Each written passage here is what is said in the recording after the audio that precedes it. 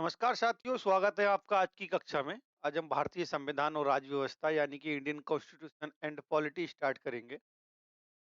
भारतीय संविधान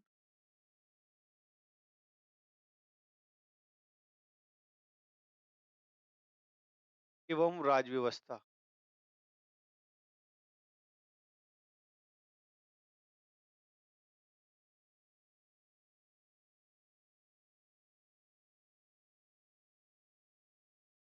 Indian constitution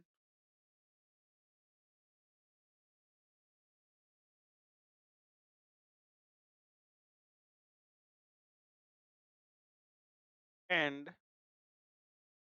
polity.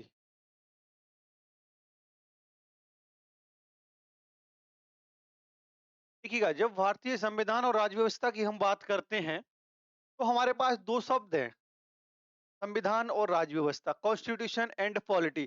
तो क्यों ना हम सर्वप्रथम सबसे पहले इनका मतलब जान लें, कॉन्स्टिट्यूशन क्या होता है, पॉलिटी क्या होता है। ठीक है, तो सबसे पहले हम बात स्टार्ट करते हैं संविधान से, कॉन्स्टिट्यूशन से। संविधान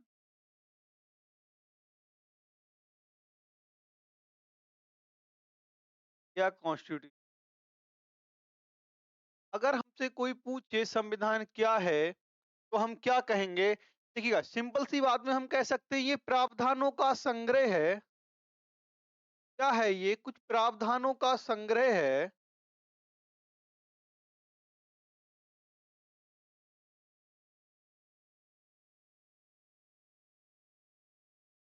जिससे किसी देश का शासन चलाया जाता है। क्या होता है? देश का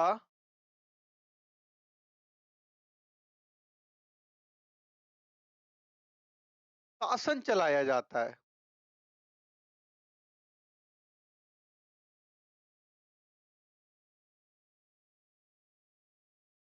ठीक है, क्या कहेंगे हम? Collections of provision,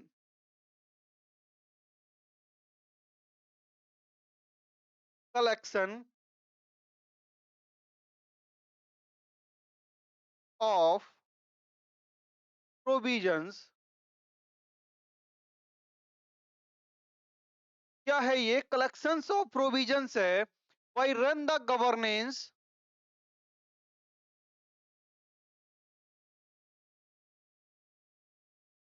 why run the rule या गवर्नेंस ऑफ कंट्री। क्या है संविधान?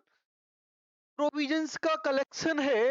इससे क्या होता है, किसी देश को शासित किया जाता है या तो उस देश पे हम शासन करते हैं। कैसे शासन करेंगे? किसमें लिखा है? तो संविधान में लिखा है। प्रावधानों का संग्रह है जिससे किसी देश का शासन चलाया जाता है। ठीक है, क्लियर हुआ। दूसरा शब्द क्या है?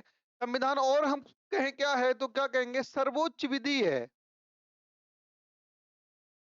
क्या है? सर्वोच्च विधि है। देश की सर्वोच्च विधि है संविधान, सुप्रीम लॉ है।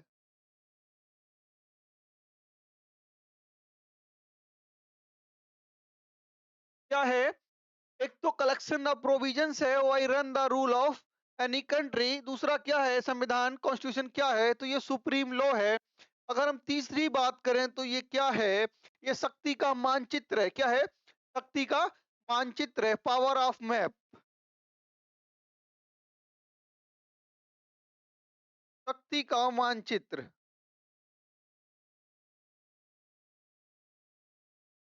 ये पावर ऑफ मैप है।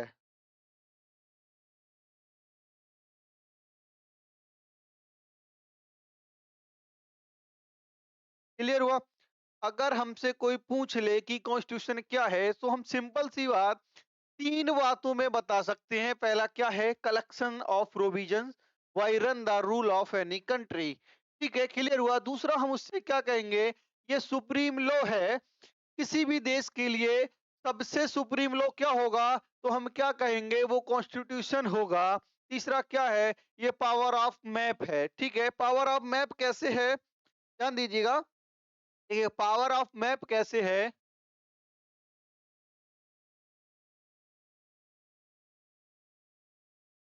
अगर हम पावर ऑफ मैप की बात करें, शक्ति के मानचित्र की बात करें, तो अगर मानचित्र की जैसी बात आती है, मैप की बात आती है, तो हमारे दिमाग में आता है कहीं ना कहीं बाउंड्री क्रिएट हो रही है। इन्हीं दो चीजों के बीच में बाउंड्री क्रिएट हो रही है। जैसे कि अगर हम ज्योग्राफी में मैप पढ़ते हैं ना, तो देखिएगा, ये यूपी है, ये एमपी है, ये बिहार है, तो क्या है? यूपी, एमपी, बिहार, दिल्ली, इनके बीच में क्या है? बाउंड्री क्रिएट हो रही है ना। तो मैप क्या करता है? बाउंड्री क्रिएट करता है, बताता है कि किस की सीमा किस तक है। ऐसी संविधान क्या है? संविधान क्या बताता है? तो संविधान बताता है हमें, कॉन्स्टिट्यूशन क्या बताता है? तो कॉन्स्टिट्यूशन बताता है किस बॉडी के पास कितनी पावर है। जैसे कि देखिएगा, सरकार की विभिन्न बॉडीज होती हैं।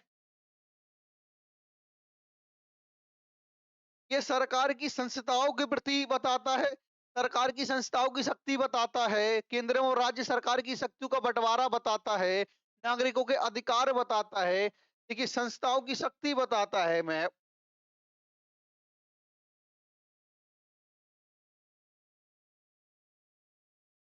संस्थाओं की शक्ति बताता है,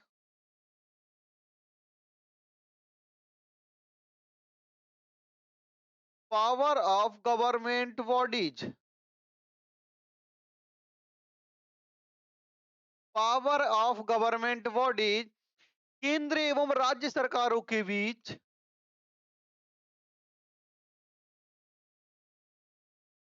तो ये क्या करता है? तो केंद्र एवं राज्य सरकारों के बीच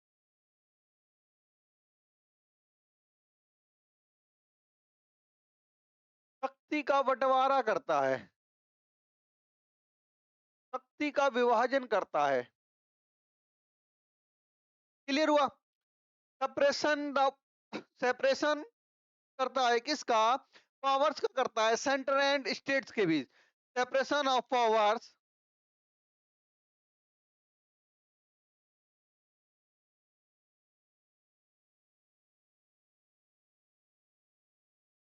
सेपरेशन ऑफ पावर्स,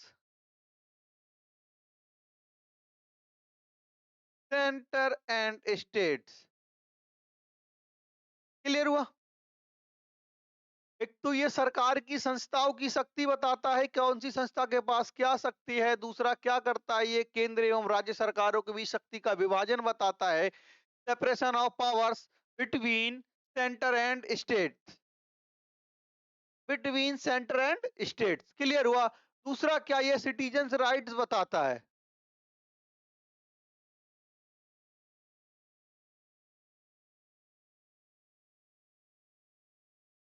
तीसरा क्या करता है? ये सिटीजन्स राइट्स बताता है। ठीक है, क्लियर हुआ? अब हम संस्थाओं की शक्ति के बारे में बात करते हैं, एक मिनट इसे समझ लें। ठीक है, कि संस्थाओं की कौन सी संस्था के पास क्या शक्ति होती है, गवर्नमेंट इंस्टीट्यूशन के पास क्या शक्ति होती है? Power of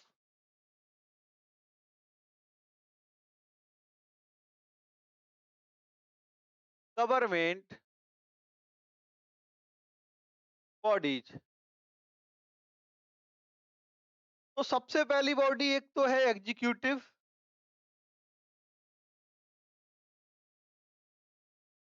executive. दूसरी है लेजिस्लेचर,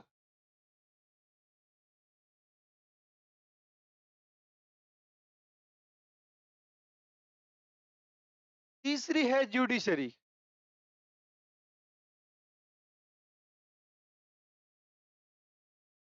क्लियर हुआ? सरकार की तीन बॉडीज हैं, तीन अंग हैं, इंस्टीट्यूशन हम कह सकते हैं। एग्जीक्यूटिव मतलब कार्यपालिका,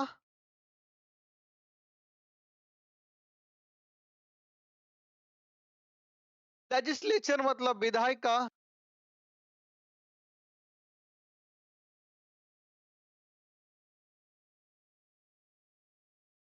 ठीक है, जुडिशरी मतलब न्यायपालिका।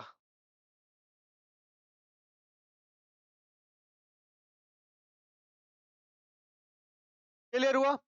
तीन बॉडीज है, एग्जीक्यूटिव, लेजिस्लेचर और जुडिशरी।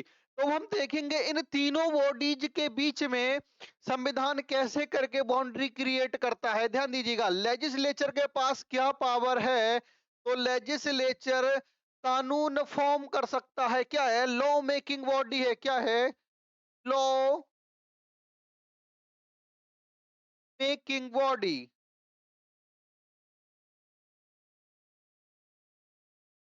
लॉ मेकिंग बॉडी को हम क्या कहेंगे? लेजिस्लेचर कहेंगे। या लॉ कहां पर बनता है? तो किसमें? विधायिका में बनता है, ठीक है। जब लॉ विधायिका में बना, लॉ मेकिंग बॉडी लेजिस्लेचर है, तो लॉ लागू कहां से होगा? इन्फोर्समेंट बॉडी कौन सी है? तो हम क्या कहेंगे? एग्जीक्यूटिव क्या है? तो लॉ इन्फोर्समेंट बॉडी है।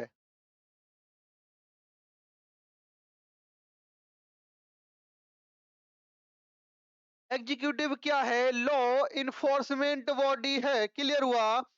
और फिर न्यायपालिका क्या है? जुडिशरी क्या है? तो हम क्या कहेंगे? देखो, विधान बनाया किसने? लॉ बनाया किसने? तो विधायिका में बना, लेजिस्लेचर में बना। लॉ लागू कहां पे हुआ? एग्जीक्यूटिव में हुआ, कार्यपालिका ने किया।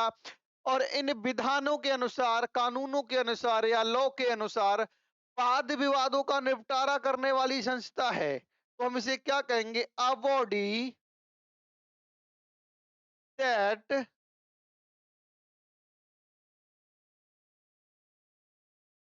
सेटल्स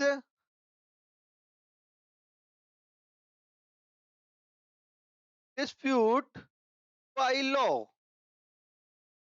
ये बॉडी क्या करती है? A body that settles dispute by law या dispute according to law। ठीक है, क्लियर हुआ? बाई की जगह अकॉर्डिंग कर लीजिएगा। जुडिशरी क्या है?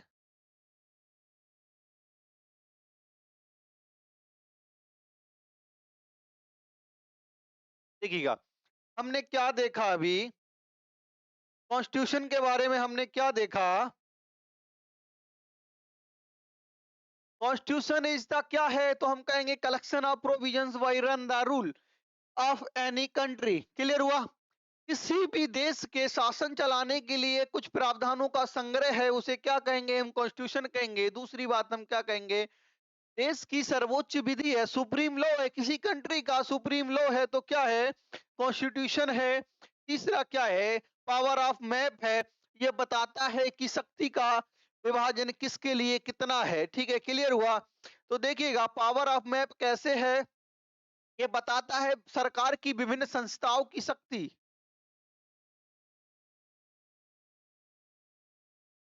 सरकार की संस्थाओं की शक्ति कौन सी कौन सी संस्था के पास क्या शक्ति है सरकार की, ये बताता है कौन? तो कॉन्स्टिट्यूशन बताएगा। पावर का सेपरेशन करेगा किस किस के बीच? सेंटर और स्टेट के बीच। कौन से सब्जेक्ट पे, कौन से सब्जेक्ट पे कानून बनाएगा? सेंटर कौन से सब्जेक्ट पे कानून बनाएगा? दूसरा क्या? सिटी बताता है, विधान बताता है। इन सबको हम आगे पढ़ेंगे। की शक्ति देखिए, डिवाइड होती है पावर बॉडीज।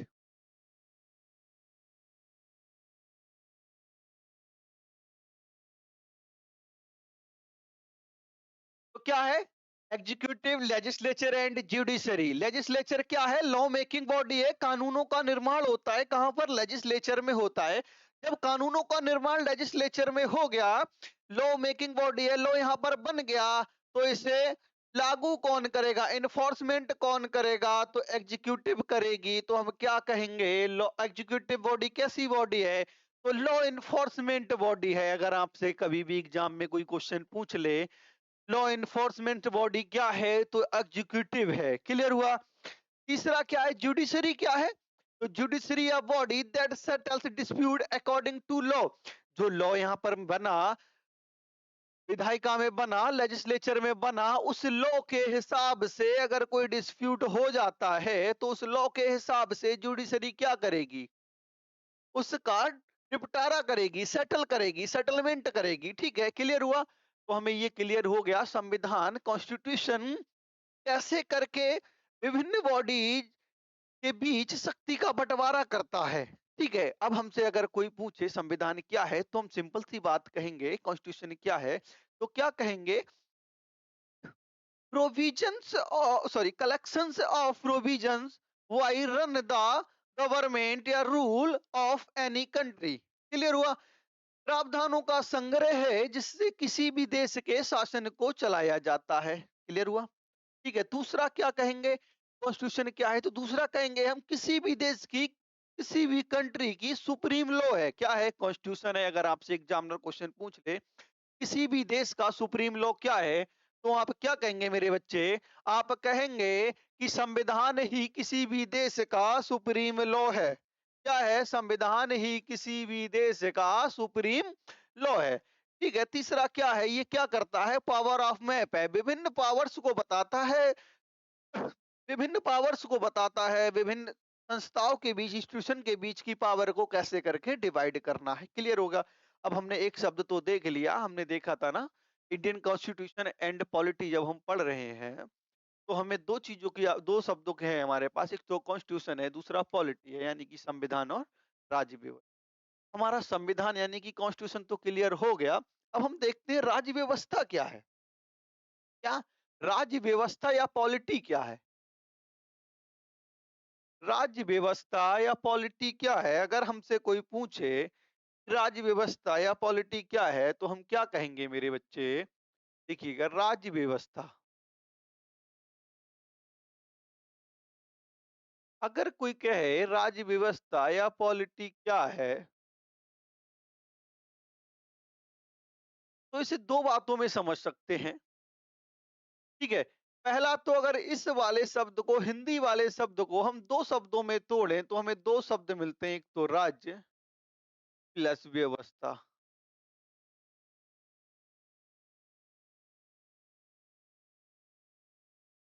देखिएगा, हम हिंदी वाले शब्द से यहां पर समझेंगे।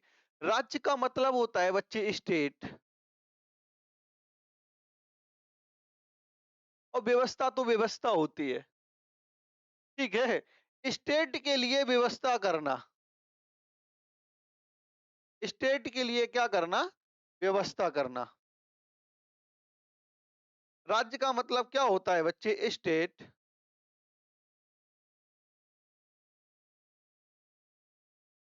देखिएगा, स्टेट को चलाने के लिए हमें संविधान की आवश्यकता होती है, किसी भी स्टेट को चलाने के लिए हमें कॉन्स्टिट्यूशन की आवश्यकता होती है। ध्यान रखना, स्टेट यहाँ पर किसी देश के लेवल पे लिया गया है, किसी प्रोविजन के लेवल पे नहीं लिया गया है। जैसे कि हम प्रांतीय लेवल या प्रोविजन लेवल पे कहते हैं ना, यूपी एक स्टेट है, बिहार एक स्टेट है, मध्य प्रदेश भी एक स्टेट है। लेकिन यहाँ पर जो हमने ये स्टेट शब्द का यूज किया है, ये स्टेट शब्द का यूज कंट्री के लेवल पे हो रहा है मेरे बच्चे। कंट्री के लेवल का मतलब है, देखिए इस स्टेट की परिभाषा आर्टिकल 12 में दी गई। इसमें आर्टिकल 12 में जब हम पार्ट 3 पढ़ेंगे तो पार्ट 3 में एक आर्टिकल 12 है, उसके अंतर्गत बताया गया है, उसके अंदर बताया गया है कि स्टेट में क्या-क्या शामिल होता है। ठीक है। तो अभी हम ये ना जान कि स्टेट में क्या-क्या शामिल होता है, अभी हम ये जानेंगे कि स्टेट अगर किसी को कहेंगे तो कब कहेंगे। क्लियर हुआ? स्टेट किस-किस से मिलकर बना होता है। स्टेट होने के लिए अगर किसी को हम स्टेट की संज्ञा दें, अगर कहें कि ये स्टेट है, तो कौन-कौन से एलिमेंट उसके लिए आवश्यक होते हैं। क्लियर हुआ? तो किसी भी स्टेट को स्टेट कहने के लिए 4 मैंडेटरी एलिमेंट हैं। क्या हैं? 4 मैंडेटरी एलिमेंट हैं। पहला कौन-सा है? इसका पहला एलिमेंट है पॉपुलेशन,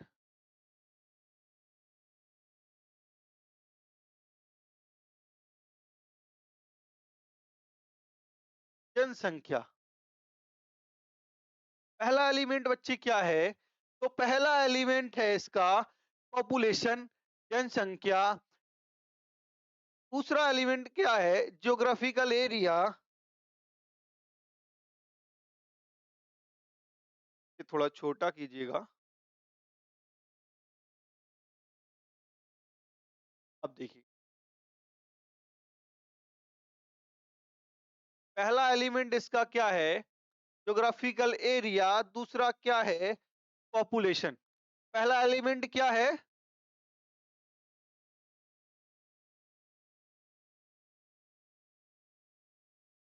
ज्योग्राफिकल एरिया। दूसरा एलिमेंट क्या है तो हम क्या कहेंगे? पॉपुलेशन।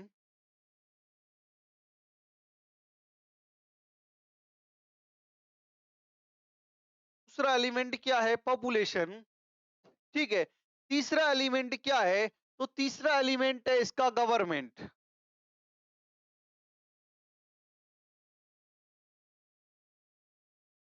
तीसरा एलिमेंट है मेरे बच्चे गवर्नमेंट। चौथा इसका एलिमेंट है, उसे हम क्या कहेंगे? तो कहेंगे सॉवरेनिटी।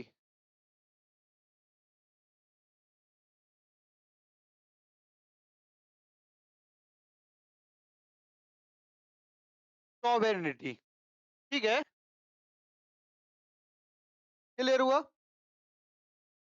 अब देखिएगा, पॉपुलेशन मतलब ज्योग्राफिकल एरिया मतलब भूभाग।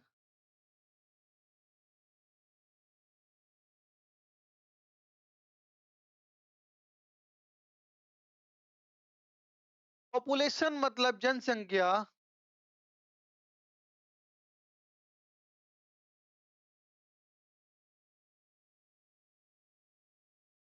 गवर्नमेंट मतलब सरकार।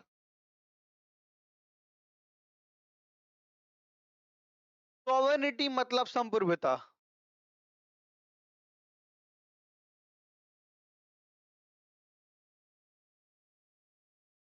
क्लियर हुआ? किसी भी स्टेट की संज्ञा हम उसे कब देंगे, कब उसे स्टेट मानेंगे? जब ज्योग्राफिकल एरिया, पॉपुलेशन, गवर्नमेंट और सॉवरेनिटी, ये चार एलिमेंट अगर मौजूद होंगे तो हम क्या कहेंगे? उसे उसे स्टेट की संज्ञा देंगे। क्लियर हुआ?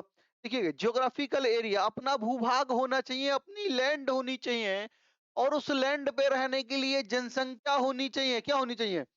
जनसंख्या होनी चाहिए। और उस जनसंख्या को शासन करने के लिए क्या होनी चाहिए? एक सरकार होनी चाहिए। बेटा देखिए, अगर लैंड होगी, लैंड पे रहने वाली जनसंख्या होगी, तो जनसंख्या को नियंत्रित करने के लिए भी तो कुछ ना कुछ चाहिए। अगर पॉपुलेशन है, तो अगर सरकार नहीं है, गवर्नमेंट नहीं है, तो कोई कुछ अपने मन से कार्य करेगा, कोई कुछ अपने मन से कार्य करेगा, जिसका जो मन आएगा वो करेगा। इसीलिए क्या जरूरी है? गवर्नमेंट का होना बहुत जरूरी है। और ये गवर्नमेंट कैसी होनी चाहिए? तो सॉवरेन होनी चाहिए। ठीक है, सॉवरेन का मतलब संप्रभु होनी चाहिए, क्योंकि इसका मतलब होता है अपने निर्णय स्वयं ले सके। अगर इस जनसंख्या पर हम सॉरी इस भूभाग ज्योग्राफिकल एरिया पर हमारी पॉपुलेशन रह रही है, तो हमारी सरकार खुद से निर्णय ले सके, खुद से डिसीजन ले सके कि हमारी जनसंख्या या पॉपुलेशन के लिए हम क्या करेंगे आगे, उस पर किसी का कोई दबाव नहीं हो। अगर दबाव है तो हम उसे स्टेट की संज्ञा नहीं देंगे। तो वो सरकार संप्रभु अगर नहीं है तो हम उसे स्टेट की संज्ञा नहीं देंगे। क्लियर हुआ? देखिएगा, आजादी से पहले का भारत के बारे में एक बार सोचिएगा। भारत के पास अपनी ज्योग्राफिकल एरिया था, बिल्कुल था। भारत के पास भारत की पॉपुलेशन थी, बिल्कुल थी। भारत के पास गवर्नमेंट थी। आपके दिमाग में आ रहा होगा भारत की सरकार नहीं थी। बेटा भारत की सरकार नहीं थी, लेकिन भारत में सरकार थी, क्योंकि भारत के लिए किसकी सरकार थी? ब्रिटेन की सरकार थी। भारत में जो राज कर रहा था, वो ब्रिटिश शासन कर रहा था, तो ब्रिटेन की सरकार थी। क्या वो सरकार संप्रभु थी, सोवरेन थी? बेटा बिल्कुल नहीं थी। आपकी जनसंख्या किसकी? हमारी। ज्योग्राफिकल एरिया किसका? हमारा। सरकार ब्रिटेन की। निर्णय कहाँ? सरकार भी है, लेकिन निर्णय कहाँ से आ रहे हैं? निर्णय कहाँ से आ रहा है? तो बेटा ब्रिटेन से आ रहा है कि भारत में क्या होगा। इसका निर्णय कहाँ से आ रहा है? तो भारत में क्या होगा वो ब्रिटेन से आ रहा है। इसीलिए अगर राज्य की या स्टेट की संज्ञा देनी है तो हम क्या कहेंगे? मैंडेटरी है ये फोर एलिमेंट, चार element: geographical area, population, government और सॉवरेनिटी। अगर आपसे पूछ ले स्टेट के कितने एलिमेंट होते हैं, तो आप क्या कहेंगे? चार। और कौन कौन से होते हैं? तो ज्योग्राफिकल एरिया होता है, पॉपुलेशन होता है, उसके बाद गवर्नमेंट होती है, और क्या होता है? सॉवरेनिटी होती है। क्लियर हो गया? इतना चीज जब क्लियर हो गया, ठीक है, हमने अभी तक बस दो शब्दों के बारे में जाना है। पहला क्या था? कॉन्स्टिट्यूशन। दूसरा क्या है? पॉलिटी। ये दोनों शब्द जब हमारे क्लियर हो गए, तो हम आगे बढ़ते हैं और संविधान के बारे में कुछ और जानते हैं। ठीक है।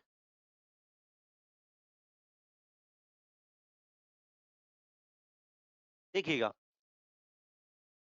हम संविधान का निर्वचन देख लें, इंटरप्रिटेशन देख लें कॉन्स्टिट्यूशन का।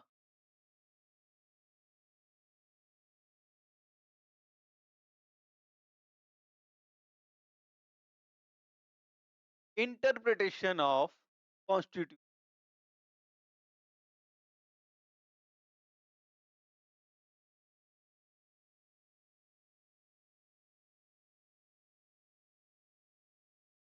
इसे हम कह सकते हैं संविधान का निर्वचन।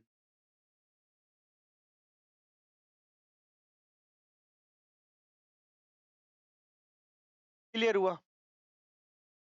तो संविधान के अंदर होता क्या है, संविधान क्या है, एक मोटा मोटा खाका हमारे दिमाग में रहेगा तो अच्छा रहेगा जब हम इसे पढ़ेंगे। तो कॉन्स्टिट्यूशन क्या है, देखिएगा बच्चे, कॉन्स्टिट्यूशन क्या है संविधान में या कॉन्स्टिट्यूशन में क्या है। तो एक तो है ये कॉन्स्टिट्यूशन,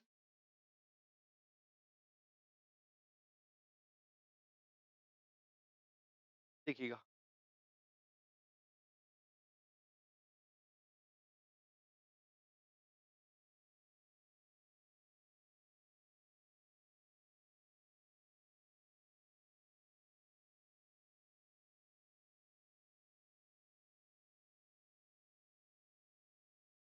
देखिएगा बेटा, संविधान क्या है, तो पहले तो आएगा कॉन्स्टिट्यूशन।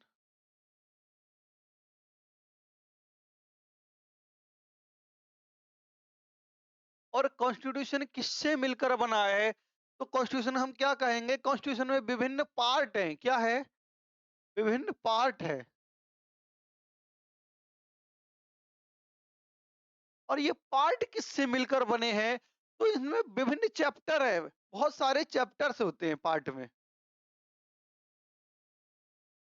लेकिन एक चीज ध्यान रखने वाली है, प्रत्येक यानी कि हर एक, each part are not have chapter. प्रत्येक पार्ट में चैप्टर नहीं है, जो बड़े पार्ट हैं उन्हीं में के अंतर्गत चैप्टर हैं। क्लियर हुआ? इन चैप्टर्स में क्या है बच्चे, तो इन चैप्टर्स में आर्टिकल है। क्या है? आर्टिकल है। और इन आर्टिकल के अंदर क्या है, तो इन आर्टिकल के अंदर क्लॉज है। और इन क्लॉज के अंदर क्या है, तो इन क्लॉज के अंदर सब क्लॉज है।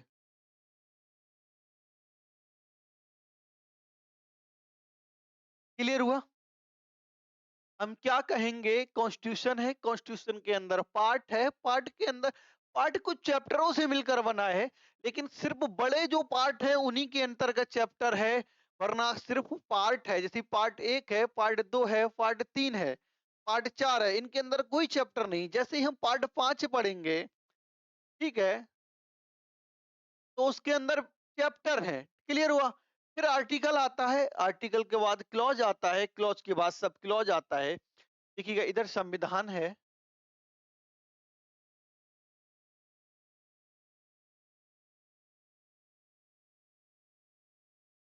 पार्ट को हम भाग कहते हैं बच्चे। भाग के बाद चैप्टर अध्याय होता है। और ये आर्टिकल मतलब अनुच्छेद होता है।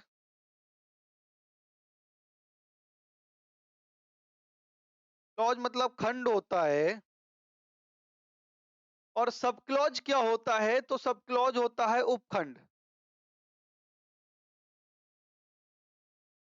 क्लियर हुआ?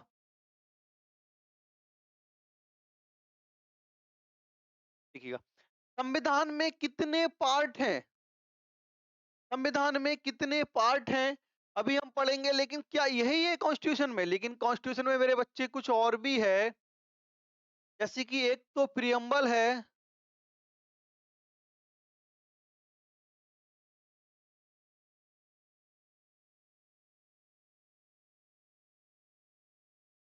एक तो प्रियम्बल है, दूसरा क्या है, एक प्रियम्बल है, और इसमें कुछ शेड्यूल है दी हुई।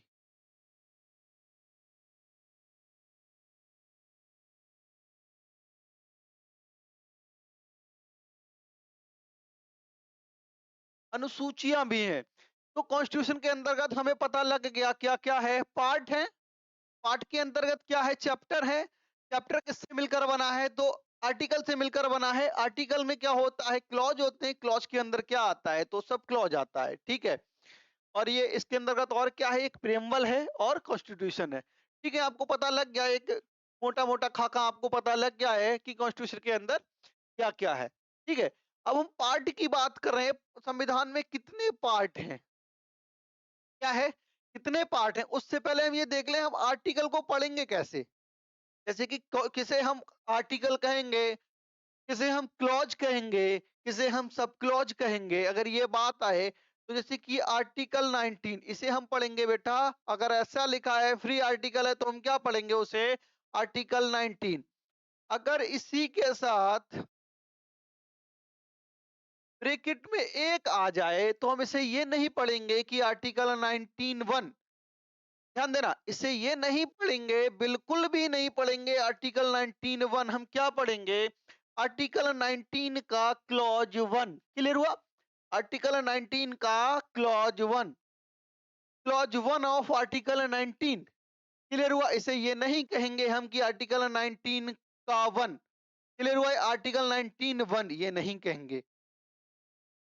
अब आता है सब क्लॉज की बारी।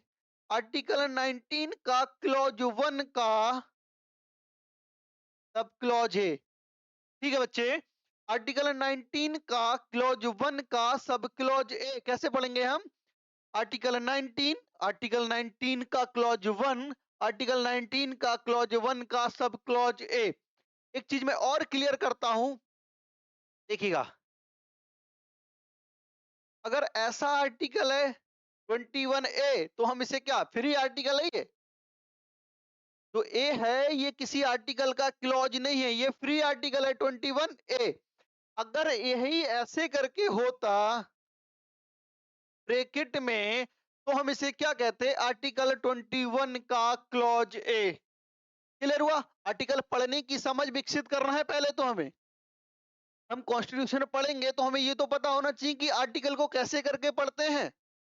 तो आर्टिकल 19, आर्टिकल 21A, आर्टिकल 19 का क्लॉज 1, आर्टिकल 19 का क्लॉज 1 का सब क्लॉज ए। क्लियर हुआ, अब हम ये देख लें पार्ट कितने हैं हमारे संविधान में, संविधान में कितने पार्ट हैं।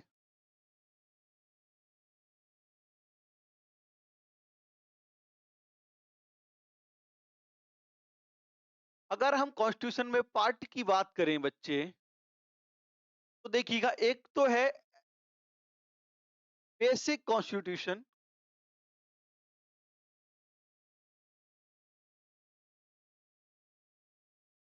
मतलब कि मूल संविधान।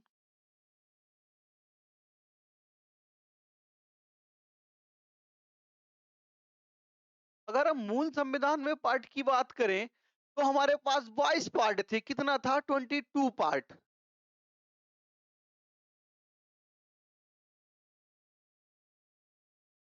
इसी कॉन्स्टिट्यूशन में कितना पार्ट था बच्चा, 22 पार्ट था। लेकिन हुआ क्या, पार्ट 7 और पार्ट 9 को मेरे बच्चे रिपील कर दिया गया,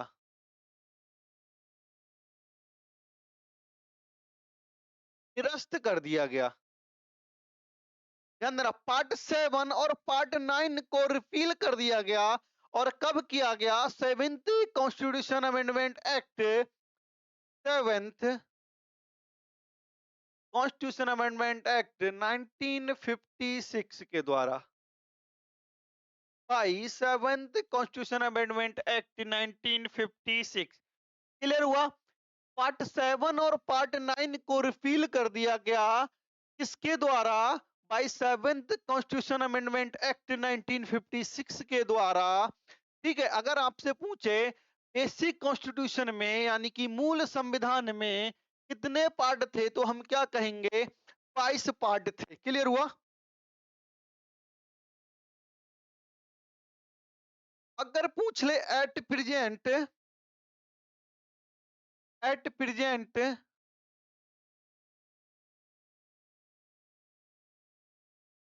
वर्तमान में मेरे बच्चे कितना पार्ट है,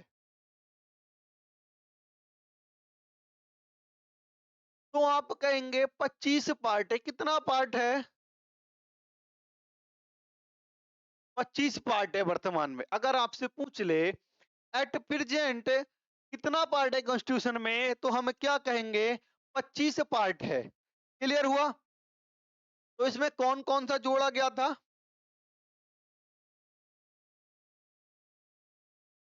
पार्ट 4A,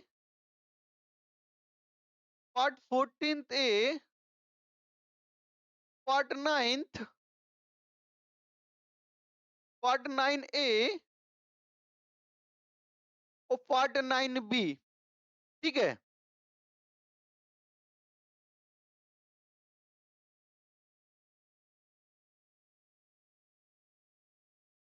5 पार्ट हमारे कॉन्स्टिट्यूशन में जोड़ा गया था बच्चे।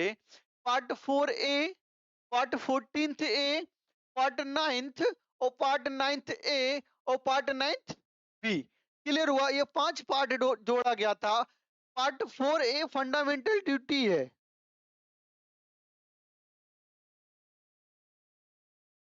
Fundamental duties.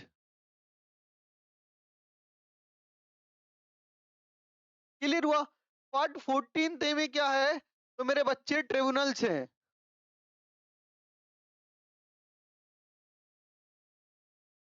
पार्ट 9th में क्या है, तो पार्ट 9th में पंचायती राज है।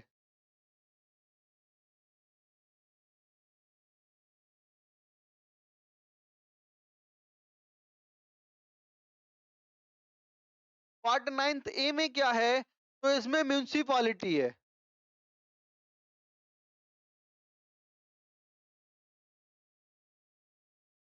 नगर पालिकाएं हैं। और पार्ट 9th B में क्या है, तो कोऑपरेटिव सोसाइटीज हैं।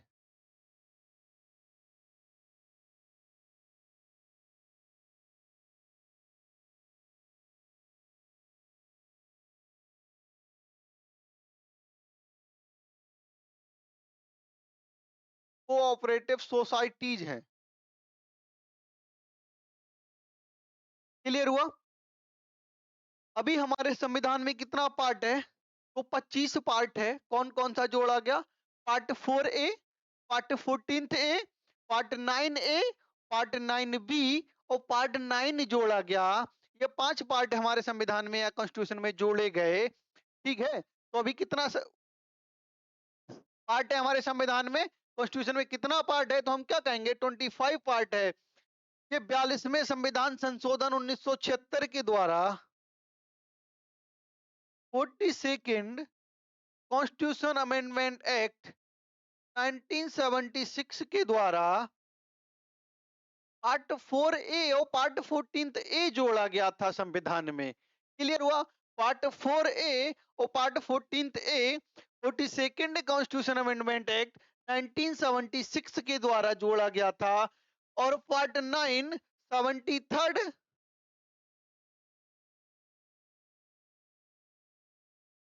कॉन्स्टिट्यूशन अमेंडमेंट एक्ट के द्वारा जोड़ा गया था। और part 9A 74th constitution amendment act के द्वारा जोड़ा गया था।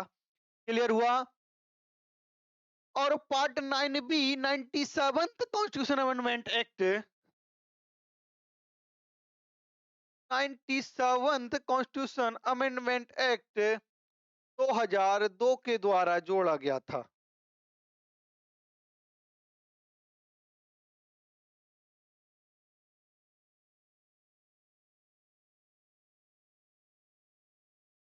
Seventy third constitution amendment act 1992, 74th constitution amendment act 1992, 97th constitution amendment act 2002, sorry 2012।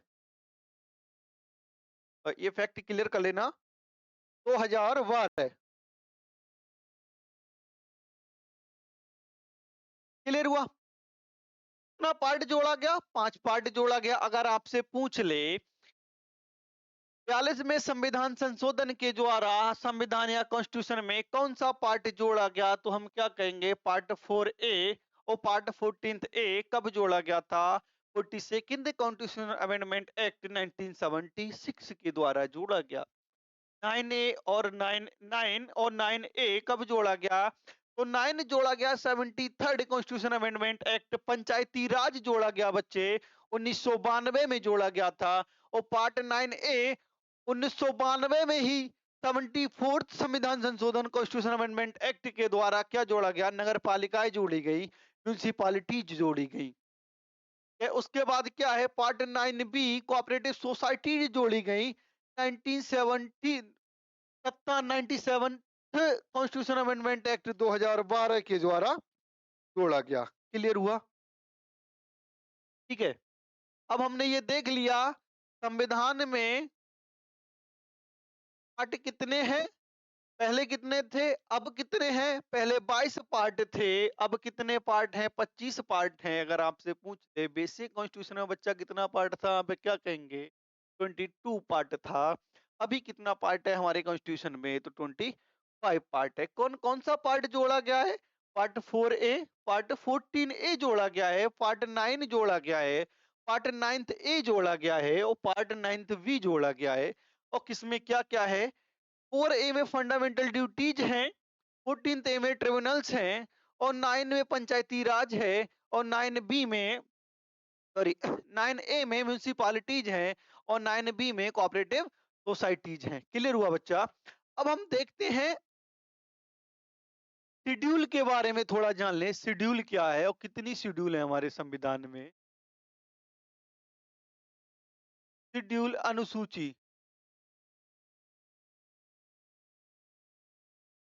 अनुसूची या शेड्यूल क्या है, तो बेटा ये संविधान के कॉन्स्टिट्यूशन के सबसे लास्ट में दी होती हैं। और क्या है ये किसी प्रावधान या प्रोविजन की व्याख्या करती हैं। क्या करती हैं, व्याख्या करती हैं।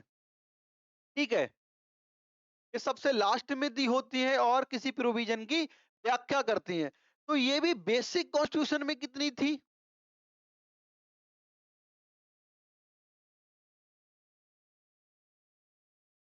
अगर हम बेसिक कॉन्स्टिट्यूशन की बात करें तो हमारे कॉन्स्टिट्यूशन में 8 शेड्यूल थी। कितनी थी, 8 शेड्यूल थी। कितनी थी, 8 शेड्यूल थी। और अभी कितनी है, तो अभी 12 है। अगर एट प्रेजेंट की बात करें हम,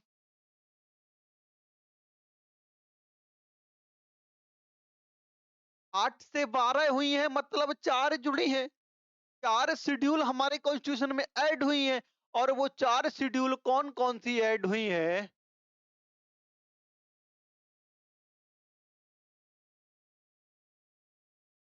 वो 4 शेड्यूल कौन कौन सी ऐड हुई हैं, देखिएगा। एक तो 9th शेड्यूल ऐड हुई है, एक 10th शेड्यूल ऐड हुई है, इन्हें याद करना बहुत आसान है। एक 11th शेड्यूल ऐड हुई है, एक 12th शेड्यूल ऐड हुई है।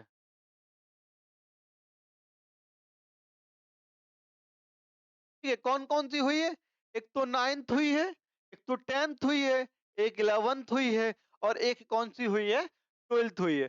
तो 9th शेड्यूल किससे संबंधित है, तो मेरे बच्चे ये लैंड रिफॉर्म से संबंधित है। किससे संबंधित है, लैंड रिफॉर्म,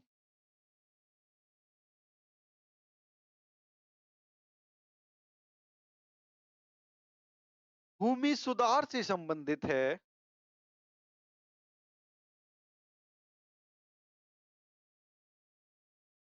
क्लियर हुआ? 9th शेड्यूल किससे संबंधित है, तो भूमि सुधार से संबंधित है। और ये 9th शेड्यूल कब ऐड हुई थी, तो फर्स्ट कॉन्स्टिट्यूशन अमेंडमेंट एक्ट, इसे तो ध्यान रखने की आवश्यकता ही नहीं पड़ेगी।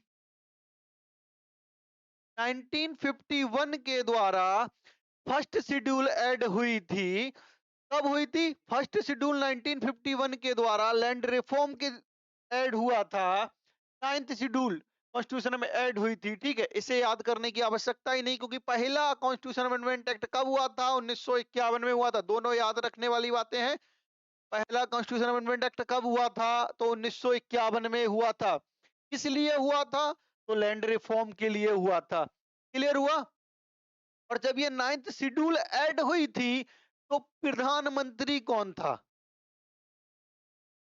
ये भी बेटा पूछ लेता है। जब वो 9th शेड्यूल ऐड हुई थी या लैंड रिफॉर्म हमारे संविधान की अनुसूची में नवे अनुसूची में जोड़ा गया था, तब प्रधानमंत्री कौन था, तो मेरे बच्चे आपको पता होगा पीएम कौन था, तो नेहरू जी थे।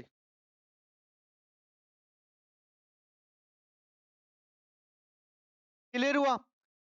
9th शेड्यूल तो बहुत आसानी से याद हो जाएगी आपको।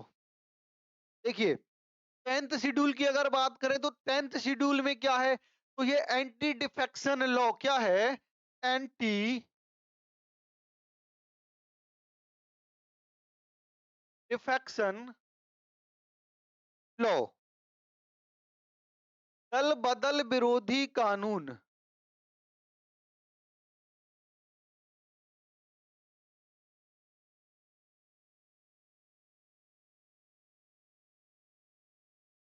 बहुत महत्वपूर्ण अनुसूची है 10th अनुसूची, 10वां शेड्यूल यानी कि 10वीं अनुसूची बहुत महत्वपूर्ण है, इंपॉर्टेंट है, आपसे पूछ लेगा 10th शेड्यूल में क्या प्रोविजंस हैं, तो आप क्या कहेंगे? एंटी डिफेक्शन लॉ है।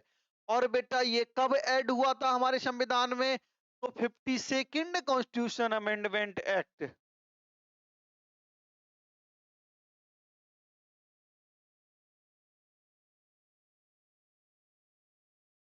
52वां संविधान संशोधन अधिनियम 1985 के द्वारा दल बदल विरोधी कानून 10वीं अनुसूची में ऐड हुआ था। और इस समय पीएम कौन थे? तो हम कहेंगे राजीव गांधी जी। कौन थे? तो राजीव गांधी जी। क्लियर हुआ? देखा, चार चार क्वेश्चन बन रहे हैं एक शेड्यूल से। एंटी डिफेक्शन लॉ किस शेड्यूल में है? तो 10th शेड्यूल में है। किस कॉन्स्टिट्यूशन अमेंडमेंट के एक्ट के द्वारा लाया गया? तो 52nd कॉन्स्टिट्यूशन अमेंडमेंट एक्ट 1985 के द्वारा लाया गया। पीएम कौन थे? तो राजीव गांधी जी थे। 11वां शेड्यूल क्या है मेरे बच्चे? तो 11वां शेड्यूल है पंचायती राज से संबंधित है। किससे? पंचायती राज।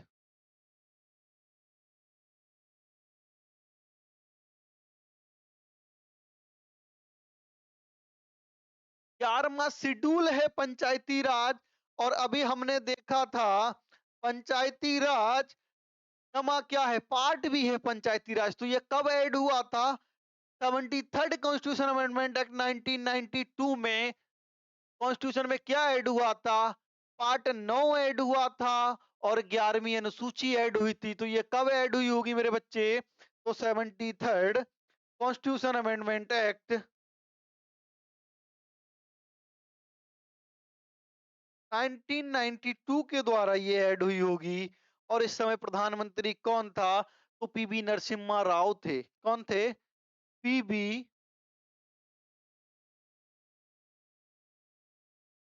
नरसिम्हा राव जी कौन थे? प्रधानमंत्री थे। क्लियर हुआ? अब बात आती है 12वीं अनुसूची की, 12th शेड्यूल की। 12th शेड्यूल में क्या है? तो 12th शेड्यूल में है म्यूनिसिपालिटी,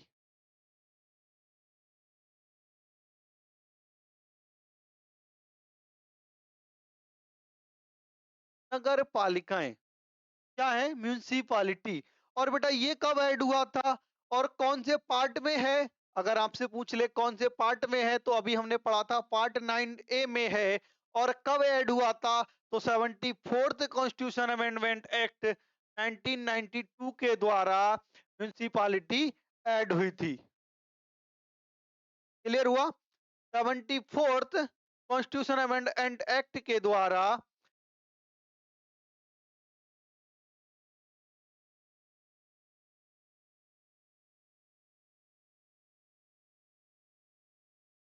12th शेड्यूल हमारे कॉन्स्टिट्यूशन में ऐड हुआ था। क्लियर हुआ? और इस समय प्रधानमंत्री कौन था?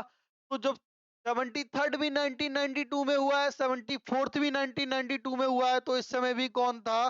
पीवी नरसिम्हा राव जी पीएम थे।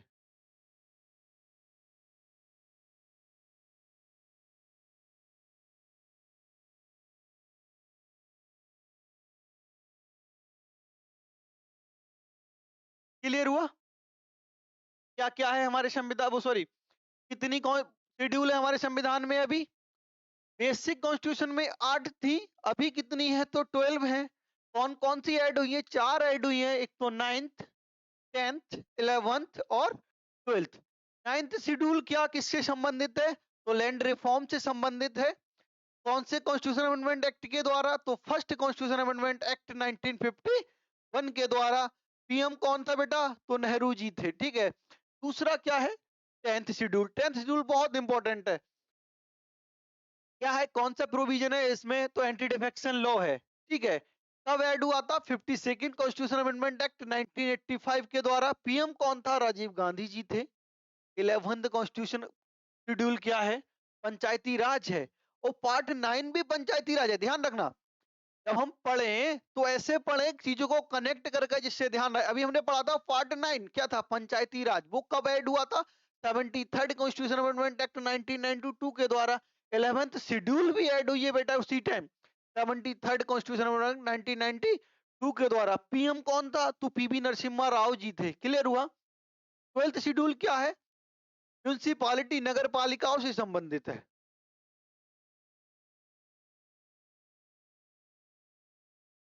नगर पालिका से संबंधित है, म्यूनिसिपालिटी से संबंधित है। कब ऐड हुआ था? 74th कॉन्स्टिट्यूशन अमेंडमेंट एक्ट 1992 के द्वारा ऐड हुआ था। पीवी नरसिम्हा राव जी कौन थे? उस टाइम प्राइम मिनिस्टर थे। ठीक है, क्लियर हुआ? ठीक है, धन्यवाद। इस क्लास को हम यही समाप्त करते हैं और नेक्स्ट क्लास में हम प्रस्तावना से क्लास स्टार्ट करेंगे। ठीक है, अभी हमने ये जान लिया बेसिक कॉन्स्टिट्यूशन में क्या क्या है, क्या क्या चीजें हैं, सारी समझ हमारी हो गई है। ठीक है, धन्यवाद, नमस्ते।